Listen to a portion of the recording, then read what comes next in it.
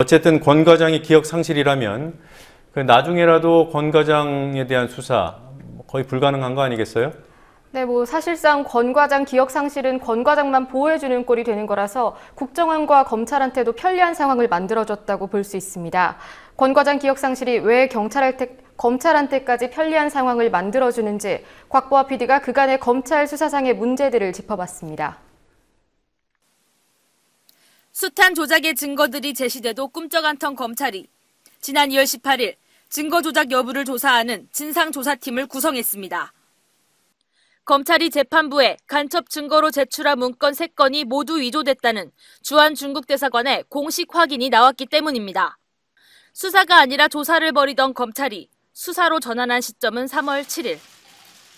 국정원 협력자로 문건을 직접 위조한 김모 씨가 자살을 시도한 직후였습니다. 당시 김 씨는 국정원을 국가조작원이라 표현하고 국정원으로부터 가짜 서류 작성비 1,000만 원을 받아야 한다는 내용의 유서를 남겼습니다. 이때 검찰은 김 씨가 검찰 조사를 받고 난 뒤 수사검사에게 자살을 암시하는 문자를 보냈는데도 이를 무시했고 김 씨의 자살 현장에서 혈서가 치워지는 등 증거가 훼손되는 과정도 방치했습니다. 마지못해 시작된 수사가 시작부터 부실의 징후를 보였던 셈입니다.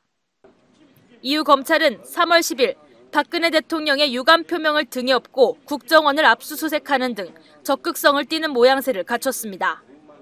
그러나 하루 종일 실시된 압수수색은 정작 해당 간첩 사건을 총괄한 대공수사국장실은 뒤지지도 못한 채 끝난 사실이 야당 의원들의 국정원 방문을 통해 확인됐습니다. 그럼에도 불구하고 검찰 수사는 국정원 현직 요원들을 잇따라 체포 또는 소환하면서 기대감을 갖게 했습니다. 그러나 검찰 수사는 국정원 권모 과장이 소환 조사 이후 자살을 시도하고 병원에 입원하면서 사실상 중단됩니다. 이때 권 과장이 발견된 차 안에 있던 의문의 노트가 사라지는 일도 있었습니다. 권 과장 자살 시도 후 검찰 수사팀을 이끄는 윤갑근 검사는 대공수사 요원들의 긍지와 희생을 훼손하는 방향으로 수사가 진행돼선 안 된다는 게 수사팀의 일치된 생각이라며 검찰로선 굴욕적일 수밖에 없는 발언을 하기도 했습니다. 검찰은 시간을 끌다 권 과장의 직속 상관인 이모 대공수사처장과 최모 수사단장을 뒤늦게 소환했고 마무리 수순을 밟았습니다. 그 윗선인 수사국장, 2차장, 국정원장은 아예 수사 대상에 오르지도 않았습니다. 결국 검찰은 3월 31일 협력자 김원하 씨와 김 과장만 구속 기소합니다. 권 과장과 2처장 그리고 선양 총영사관에서 증거 조작에 가담한 이모 영사는 불구속 기소할 방침입니다.